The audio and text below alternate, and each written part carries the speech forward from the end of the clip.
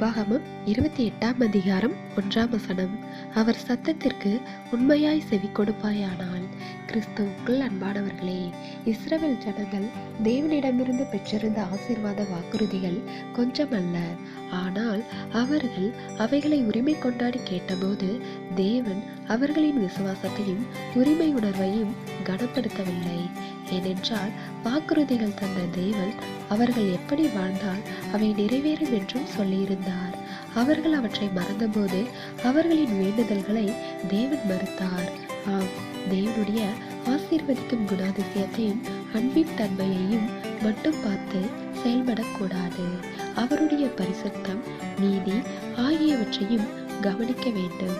எனவே நம்முடைய வாழ்க்கை முறைகள் தேவனுக்கு முன்பாக செவ்வையாக இருந்தால்தான் தேவனுடைய வாக்குறுதிகள் நம்முடைய வாழ்க்கையில் நிறைவேறும் என்பதை அறிந்து வாழ்கின்றவர்களாக இருக்க வேண்டும். தேவனுடைய கிருபையும் இரக்கமும் நம் அனைவரோடும் இருப்பதாக. ஆமீன்.